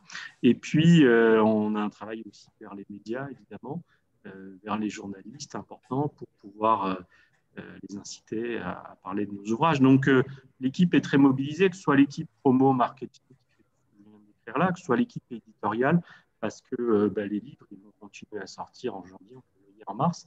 Donc voilà, on est très très peu axé sur le chômage technique. On a mis un petit en place à raison pour l'instant de 2 jours sur 3 semaines. Donc voilà, on a quand même beaucoup de boulot. Et finalement, on veut rester très mobilisé et très actif. Mais on travaille essentiellement à distance, même si certains moi, j'habite à 300 mètres du bureau, donc ce n'est pas compliqué pour moi. Mais il y en a certains qui en ont marre de rester chez eux et ils sont bienvenus s'ils veulent. Avant de passer la parole à Laura et Annie-Rose, on a pour habitude de faire une petite photo de groupe. Donc voilà, préparez-vous pour la petite photo de groupe. Pour ceux qui ont des albums, mettez-les en avant. C'est merveilleux. Parfait. 3, 2, 1. Ok, super. Parfait, merci. Laura, c'est à toi. Oui, bonsoir. Donc déjà, merci pour cette rencontre. Voilà, ça fait 2 ans que j'ai la chance de vous suivre assidûment grâce à Lucie, que je remercie également du coup par la même occasion. Oui, et d'ailleurs, je rebondis sur Conduite interdite dont vous parliez, hein, une des recommandations dont je parlerai tout à l'heure aussi dans le groupe, voilà.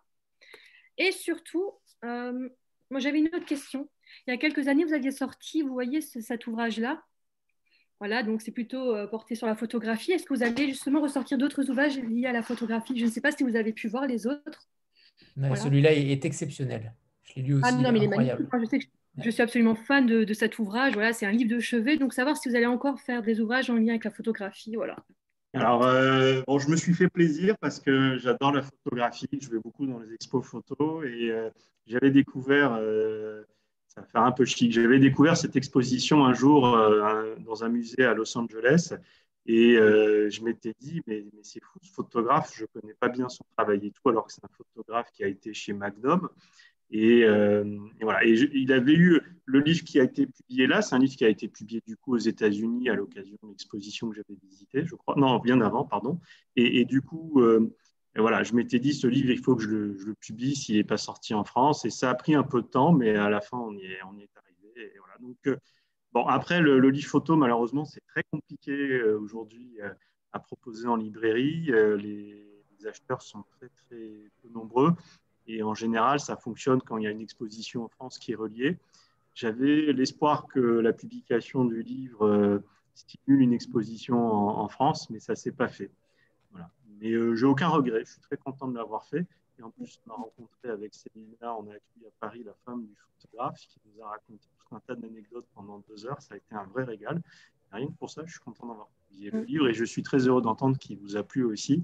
Et voilà, donc vous faites partie des Happy Few, mais c'est bien. N'hésitez pas à en parler autour de vous pour le. Ah je n'hésiterai pas. Oui, il est magnifique en tout cas. Je ne m'en lasse pas. Donc c'était pour savoir si vous aviez d'autres choses aussi merveilleuses à sortir. Mais voilà, en tout cas. C'est pas notre projet. Voilà, peut-être qu'un jour, je ferai que des livres photos dans une autre maison aussi. Mais pour l'instant, c'est pas encore. On aurait envie de passer notre temps à publier des centaines d'ouvrages. Hein, mais bon. Oui, c'est sûr. Merci en tout cas. Merci. Par rapport à ces ouvrages photos, justement, Noël approche. Est-ce que vous avez prévu de faire des sortes d'intégrales, de coffrets? Est-ce que c'est dans vos habitudes, justement, de publier aussi des beaux livres à offrir, même si la tendance est particulière, mais... Alors, on a un coffret qui sort justement là, cette semaine, coffret autour des petits traités d'écologie d'Alessandro Pinotti.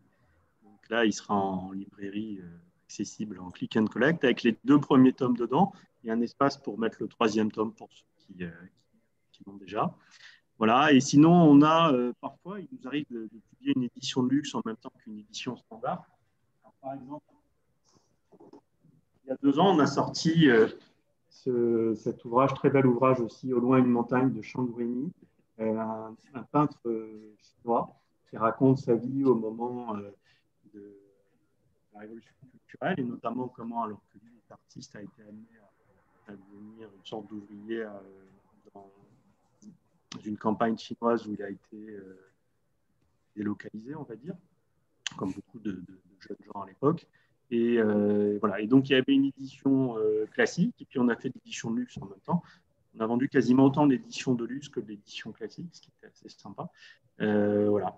Donc, l'édition classique, elle était à 20 €, l'édition de luxe, à une trentaine d'euros. Et vous regardez à l'intérieur, oui, on l'a fait parce que c'est vraiment un superbe travail artistique. Voilà. Ça, c'est l'édition de luxe? Alors, l'édition de luxe, en fait, elle se distingue de l'édition standard par une couverture différente, une fabrication un peu différente. Et surtout, il y avait des espèces de cadeaux à l'intérieur, des tirés à part, qui venaient enrichir l'édition. En fait. C'est ça, je ne dis pas de bêtises, Célina? Oui, il y avait deux ex-libris au format, enfin quasiment des formats A4, une belle impression sur un joli papier créa. D'accord. Annie-Rose? Bonsoir. Alors, je dois vous avouer que moi, je ne suis pas une lectrice de bande dessinée et je vous ai découvert avec la collection Incipit que j'aimais beaucoup. C'était vous. C'était voilà, elle. C'était moi.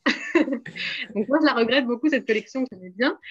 Comme justement, je connais très peu votre catalogue bande dessinée, est-ce que vous pourriez me conseiller un titre, peut-être paru cette année, pour réduire un peu le choix, qui pourrait me convaincre de lire plus de BD? Qu'est-ce que vous aimez lire habituellement? Alors, je connais très peu la BD documentaire, en fait. C'est quelque chose qui m'intéresse, mais sur lequel je ne me suis pas encore penchée. Et j'avoue que ça m'interroge. Donc, s'il y en avait une en particulier, je serais preneuse. Fallujah, peut-être? Qu'est-ce que tu en penses, Célina? Oui, Fallujah, c'est un bon moyen d'entrer dans la BD documentaire. Effectivement. Mais alors, Fallujah, c'est terrifiant. Hein. Donc, je ne sais pas si vous aimez les choses un peu terrifiantes parce que ça parle effectivement de choses très, très dures qui se sont passées dans cette ville, qui est la ville natale de l'auteur au début des années 2000, au moment de la guerre. Et voilà, moi, j'ai appris des choses que je n'avais pas du tout identifiées. Et, voilà. Mais alors, je ne sais pas si ça peut vous aider, mais ma femme qui lit quasiment très, très peu de bande dessinée a lu celui-là et m'a dit c'est génial. C'est un argument. Comme un autre. J'aimerais beaucoup qu'on parle, Moïse et Célina, du Temps des Humbles. Ça me paraît une œuvre assez colossale, ne serait-ce que par le format et par l'histoire, mais j'aimerais véritablement qu'on parle de cette histoire et de ces 2 auteurs, Alain et Désiré Frappier. Je pense qu'ils méritent qu'on s'attarde sur eux. Ouais. Ouais. C'est des auteurs très attachants. Voilà, ils ont une grande exigence, mais ils ont raison de l'avoir. Et on est très heureux de les accompagner. Voilà. Je crois que Célina, tu seras encore mieux en parler que moi. Oui, tout à l'heure, on parlait des différents projets, de la façon dont ils arrivent. Là, c'est des auteurs qu'on est allé chercher parce que leur travail nous intéressait. Ils travaillaient sur plusieurs projets, dont un sur le Chili, parce qu'ils venaient de rencontrer quelqu'un qui leur parlait de sa vie de militant et puis après de réfugié chilien.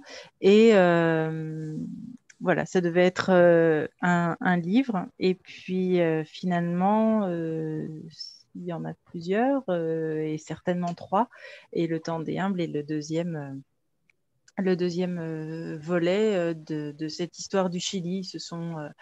Ils ne parlaient pas espagnol, ils n'avaient pas de liens familiaux, personnels avec le Chili, et c'est une rencontre avec un pays, un peuple, d'abord par les par les réfugiés en France, en Belgique, et puis à travers des voyages qu'ils ont fait là-bas. C'est vraiment une histoire d'amour avec un pays et un peuple dont il raconte l'histoire comme personne, parce qu'elle n'avait jamais été retranscrite comme ça. Enfin, là encore, ça aurait pu être, si vous avez envie de vous plonger dans l'histoire du Chili, il va falloir que je vous abandonne juste une seconde, j'ai plus de batterie.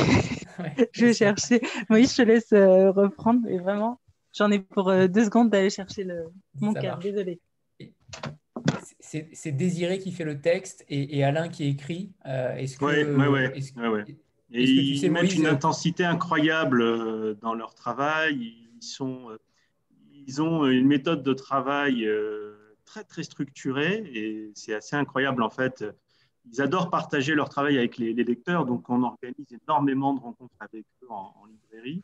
Ils prennent les coordonnées de tous leurs lecteurs sur un cahier, donc ils ont créé une incroyable base de lecteurs auxquels ils s'adressent régulièrement.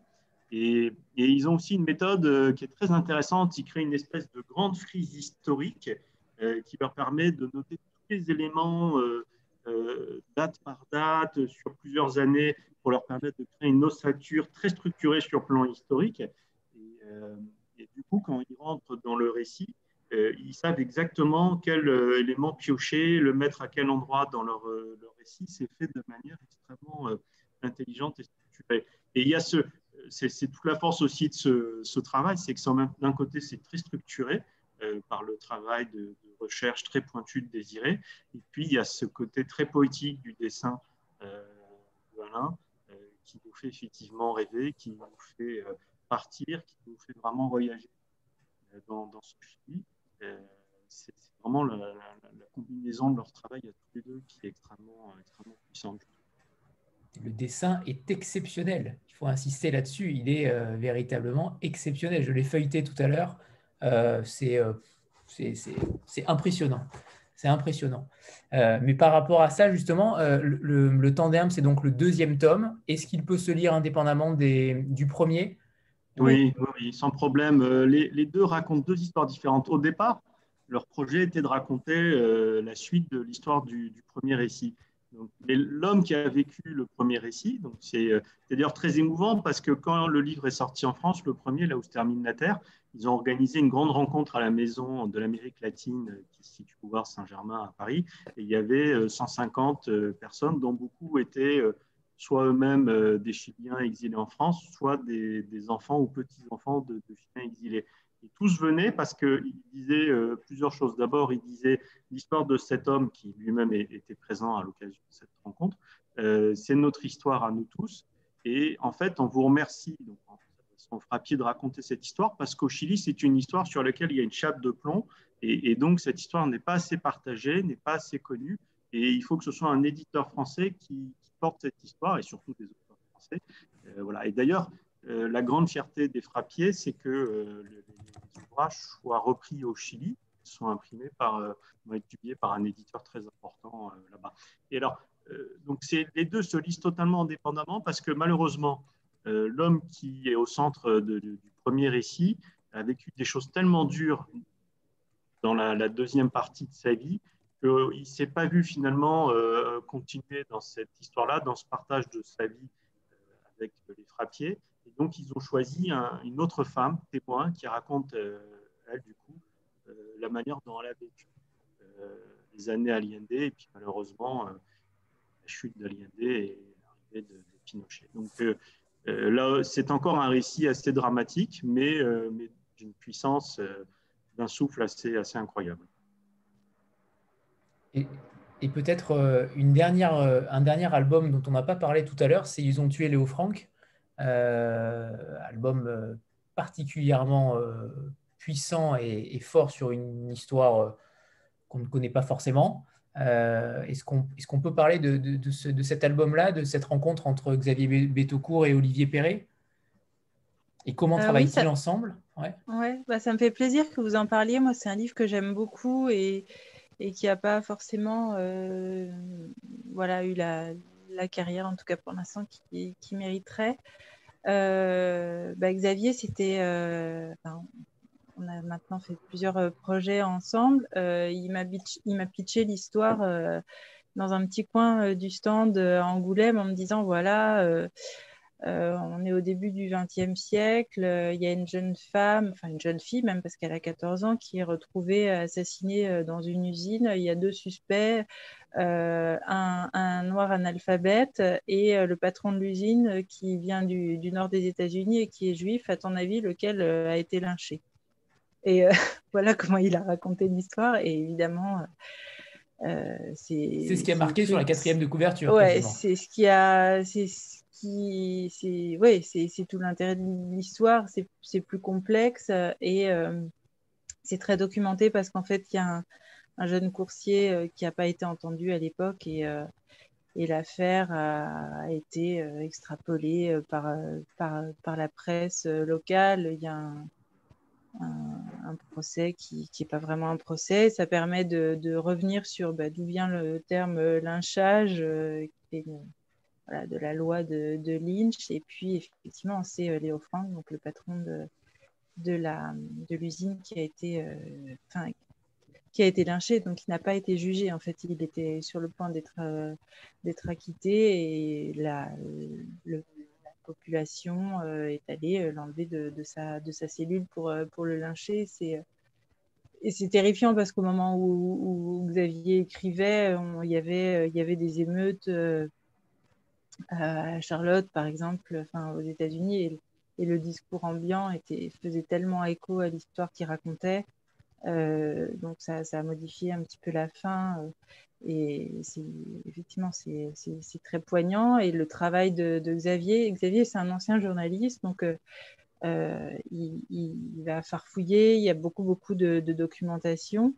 Et il avait eu connaissance de cette histoire un peu par hasard en faisant des recherches sur un autre album qu'il faisait sur Panzi. Et voilà, et puis il est arrivé, alors c'est lui qui avait proposé de travailler avec Olivier Perret, qui est un dessinateur qu'il connaissait. Et voilà, donc on ne s'est pas interrogé longtemps, vous en doutez, quand on a une histoire comme ça qui arrive. Bien sûr. Est-ce qu'on peut peut-être parler des prochaines parutions? Je crois qu'en décembre, rien ne paraît. Voilà, comme souvent d'ailleurs dans la maison d'édition graphique. Mais ce qui va sortir donc en janvier, donc si je suis bien le PowerPoint, on a Overlaine avec Jean Telet. Ouais, alors c'est premier trimestre, là, les couvertures que vous avez, c'est pas que janvier. Je vois Les Espionnes racontent ça, c'est janvier. C'est une adaptation en BD d'une web-série d'Arte que je vous recommande vivement sur des parcours d'espionnes, des histoires vraies. Et c'est en fait c'est une journaliste qui a effectué ces rencontres, d'abord retranscrites dans un ouvrage de témoignages paru chez Robert Laffont, puis cette web-série. Et maintenant, un roman graphique qui permet de raconter encore d'autres choses, d'en dire plus que la web-série, donner d'autres détails, des choses plus personnelles que dans le récit de Robert Laffont. Et c'est incroyable. Enfin, c'est des histoires tellement incroyables et pourtant toutes vraies. Et voilà, avec que des femmes espionnes. Donc ça change un peu dans un style un peu roman photo, un peu décalé. C'est très beau en plus d'être passionnant et assez fascinant. Qu'est-ce que vous avez d'autre? Overland. Je voudrais juste préciser un truc, c'est que c'est notre première coédition avec Arte. Donc on est heureux. Et c'est vrai que de plus en plus, on est soit approché, soit là on a été approché en fait. Hein, c'est pas nous qui sommes allés chercher le projet. Et de même, on a été approché par la Cité des Sciences, avec qui on va développer un projet très intéressant dans un an sur le textile, dans le cadre d'une grande exposition qui aura lieu chez eux. On est en relation avec le Centre Pompidou, avec qui on a fait un premier titre autour des cubistes, et on aura un autre titre autour d'une grande peintre, une grande artiste américaine, Georgia O'Keeffe, à la rentrée prochaine, dans le cadre d'une exposition qui a Pompidou aussi.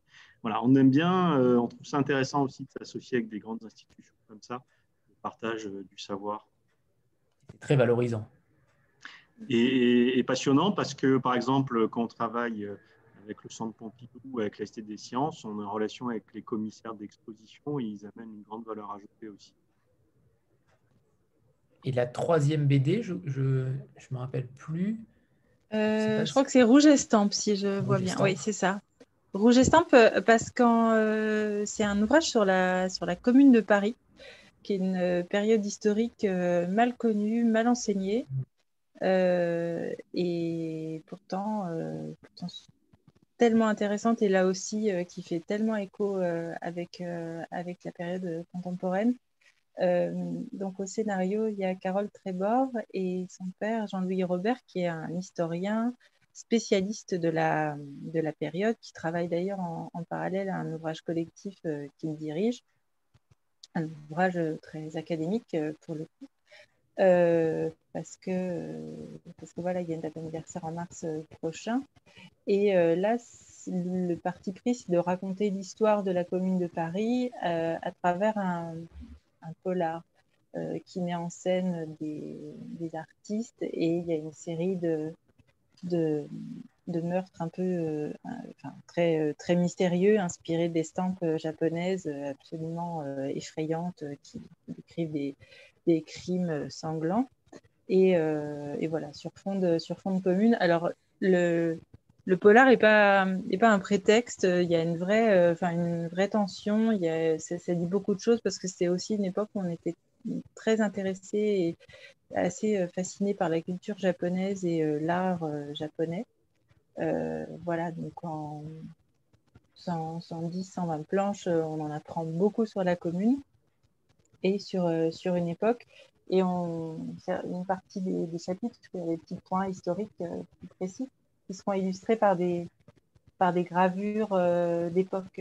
Voilà, on s'était posé la question de les illustrer, puis finalement, il y a des gravures tellement magnifiques et tellement parlantes qu'on les utilisera pour ces petites pauses historiques dans le récit. Celle-ci est en noir et blanc ou il y a quelques planches colorées?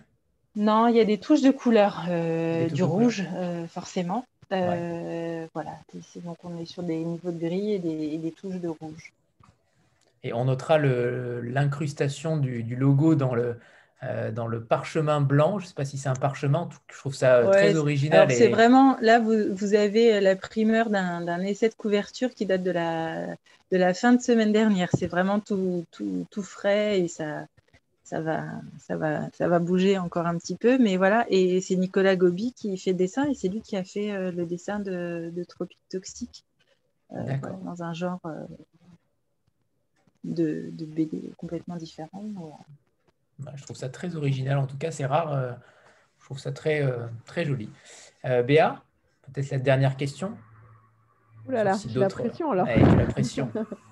Si c'est parce que j'ai dit qu'on s'arrêtait à 20h30, on peut prolonger quelques minutes encore si besoin. Très bien, parfait. Alors, parfait. Je vais essayer d'être concise tout de même.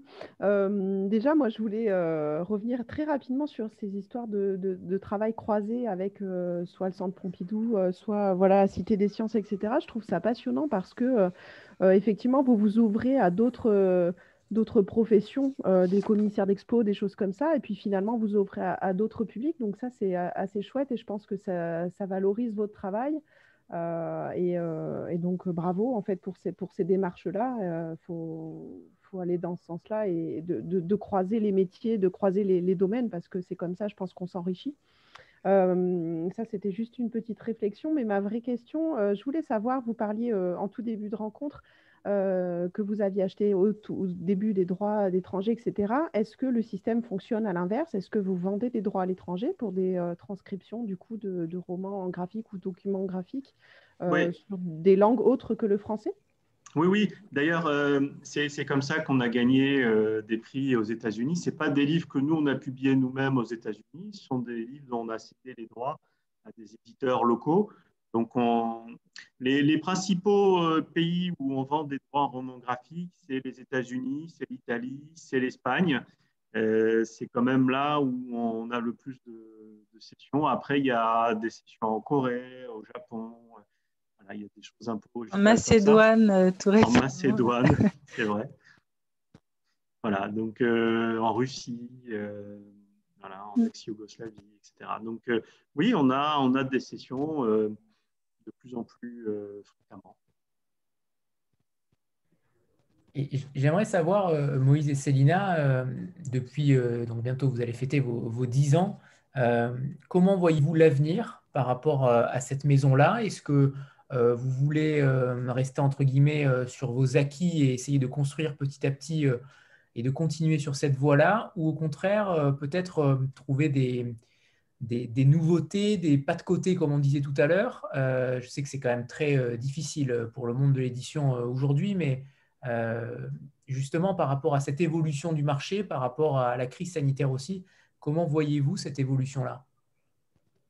Oui, alors bon, la crise sanitaire, aujourd'hui, on est plongé dedans, mais ça n'aura qu'un temps, donc voilà, ça va finir par s'arrêter. On doit se dire que nous, dans la bande dessinée, comme je le disais tout à l'heure, on a été globalement, on s'en sort pas mal.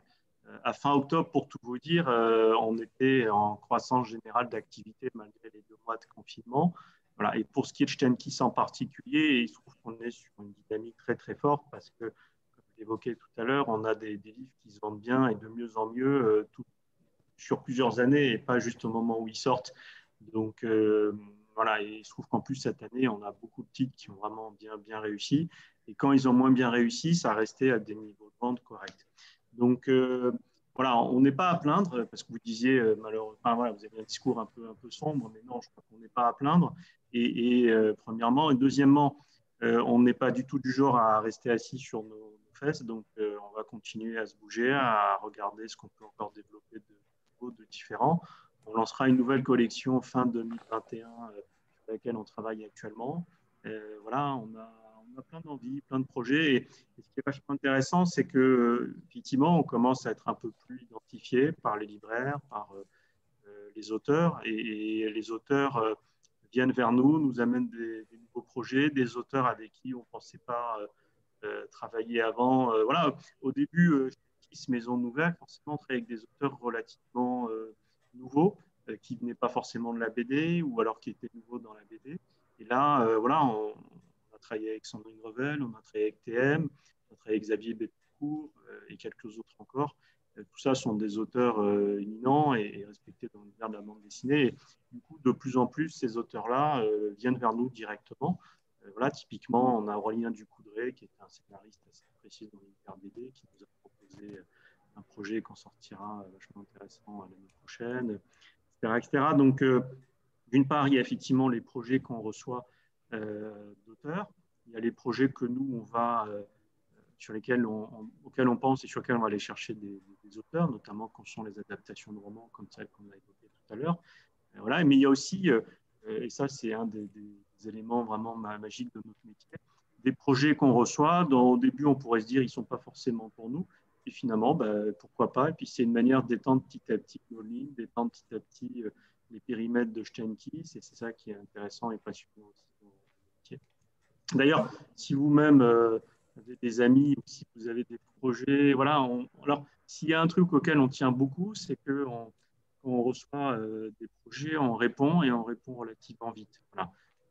S'il y a une règle, j'en ai mis quelques-unes et celle-là en fait partie, dans la maison, c'est de répondre à tout le monde et de répondre dans un délai raisonnable.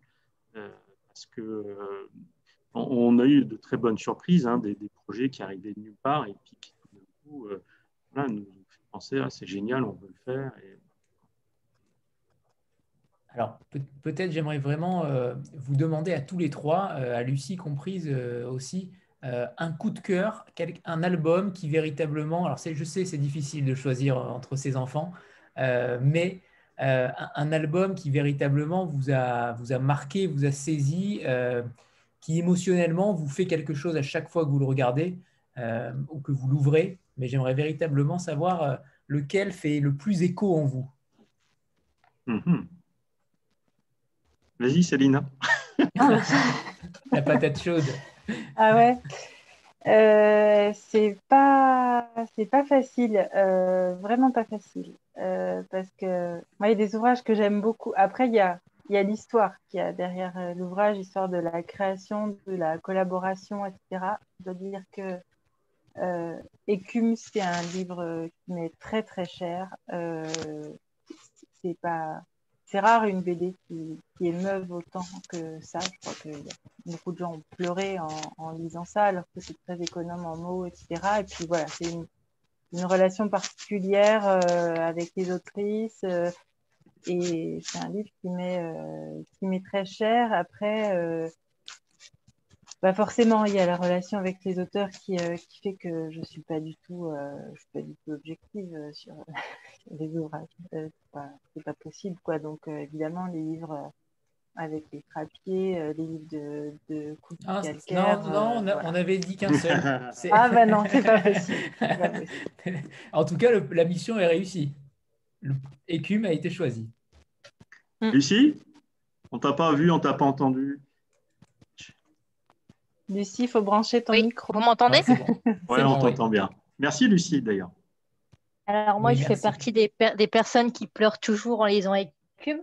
Mais bon, comme ça a déjà été dit, je vais pas copier Célina. Un livre qui a été vraiment une des plus grandes surprises quand j'ai commencé à lire les livres de Stenkis, c'est Kiloum, rencontre avec les Zimbas. Les tribus africaines, c'est pas vraiment un sujet auquel je me serais intéressée naturellement. Et en fait, cette rencontre de ce mec qui est un peu tout plaqué, ce Français qui est un peu tout plaqué pour aller rencontrer une tribu nomade en Afrique, moi, c'était un choc des cultures qui a très bien fonctionné pour moi. Et du coup, ça m'a fait un petit boom au cœur quand je l'ai lu.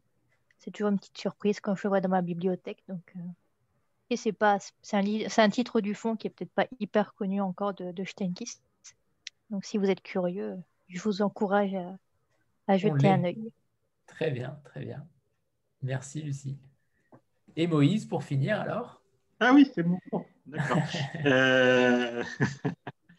J'ai été lâche, j'ai laissé Célina et Lucie aller en premier. Non, alors, moi, un ouvrage que j'aime beaucoup, et j'aime beaucoup l'auteur aussi, c'est Les Chaos à Tel Aviv, en fait. Chaos à Tel Aviv d'Asaf Hanouka. Ça a été ouvrage, je pense, un marqueur pour la maison. Ça a été aussi notre première sélection à Angoulême.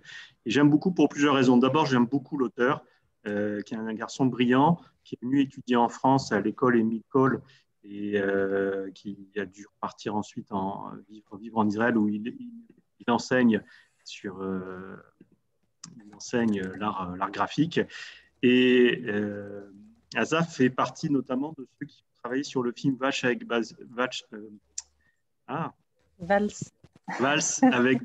Bachir, hein, c'est ça, voilà, Vals avec Bachir, qui était un film extraordinaire auquel il a contribué. Et ce qui me plaît beaucoup dans Chaos à Tel Aviv, en fait, Asaf se met en scène. Mais il se met en scène de manière un peu, ça peut être parfois vraiment des épisodes du quotidien absolu, où il ne se fait aucun cadeau. Il est très critique vis-à-vis de lui-même, il est très moqueur vis-à-vis de lui-même. C'est un humour très, très ironique, beaucoup de recul et de distance sur lui. Il met en scène sa petite famille, ses liens avec sa femme, ses liens avec ses enfants. Lui, c'est vraiment l'anti-héros absolu, quoi. En fait, c'est le mec, en fait, si on le lit, on se dit, ah, le pauvre, quoi. C'est vraiment un peu le pauvre gars. Mais en fait, il raconte ça avec beaucoup d'intelligence, avec beaucoup de finesse. Et moi, j'ai malheureusement, je ne veux pas dire ça parce que c'est un anti-héros, j'ai tendance à m'identifier du coup à tous ces épisodes de vie qu'il vit, à tous ces obstacles, toutes ces difficultés qu'il surmonte, parfois avec lâcheté, parfois avec courage. Et voilà, donc il raconte sa vie au quotidien à Tel Aviv. Alors, il y a des choses qui sont du quotidien auxquelles n'importe qui peut s'identifier. Et puis, il y a des choses qui sont propres, évidemment, à ce qui se passe dans ce pays. Et il le raconte, je trouve, avec pas mal de courage. Alors bon, il fait partie des progressistes. Hein. Voilà, et je trouve pas mal en phase avec lui sur ce sujet. Et voilà, et c'est bourré d'intelligence, c'est graphiquement extrêmement audacieux. Pas pour rien qu'il a reçu des prix, qu'il a reçu au niveau international et qu'il a été sélectionné à Angoulême. Et voilà, c'est un garçon dont je pense toute la qualité et tout le mérite va apparaître aux yeux des lecteurs français qu'on va sortir son titre avec Roberto Saviano.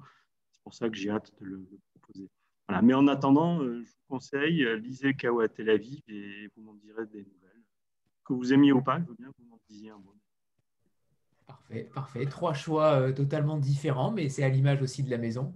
Et ça, c'est merveilleux. Il est temps de vous remercier tous les trois infiniment. Et Lucie qui a pu permettre aussi ce lien avec vous deux. Merci Lucie, merci pour ça et pour cette rencontre parce que c'était passionnant. On reçoit peu souvent des maisons d'édition graphiques et c'est bien dommage. Et on entend encore moins les éditeurs derrière. Donc merci à tous les deux pour ce discours et pour cet engagement, même si je sais que le terme n'est pas forcément bien choisi, mais je n'en ai pas d'autres pour l'instant. Donc merci à tous les trois. Et à très bientôt peut-être, et pourquoi pas avec un auteur, ce serait peut-être aussi une très bonne chose. On a oublié de parler aussi de votre pan jeunesse, peut-être en dire un dernier mot. On a quelques albums jeunesse. Par rapport à Jungle peut-être aussi, pas pardon, vous vouliez dire par rapport à Jungle Jenkins, hein. Oui, pourquoi pas. D'accord. Il faudrait faire une autre réunion pour en parler. Je n'arriverai pas à résumer en 20 secondes, c'est trop dur. Très bien. Voilà. Plaisir. En tout cas, c'était très, très chouette. Merci beaucoup pour vos questions. Merci pour vos encouragements. Et de temps en temps, je voyais sur le chat des trucs assez sympas. Donc, merci. C'est agréable. Évidemment, ça nous stimule pour continuer à vous proposer des belles choses. Merci en tout cas. Merci à vous. Beaucoup. Au revoir tout le monde. Merci à tous beaucoup. les trois. Merci beaucoup. Au revoir. Bonne soirée. Au revoir. Au revoir tout le monde. Bientôt, bonne soirée. Et merci Lucie pour ce magnifique PowerPoint. Oui, merci Lucie. qui a dû lui prendre beaucoup de temps, j'imagine. Ça va, Au revoir ça. tout Je le te monde. recontacte pour les auteurs. Bonsoir. Ça marche. Merci beaucoup. Au revoir tout le monde. Bonne soirée. Au revoir. Au revoir. Au revoir Nicole. Salut Moïse. Au revoir.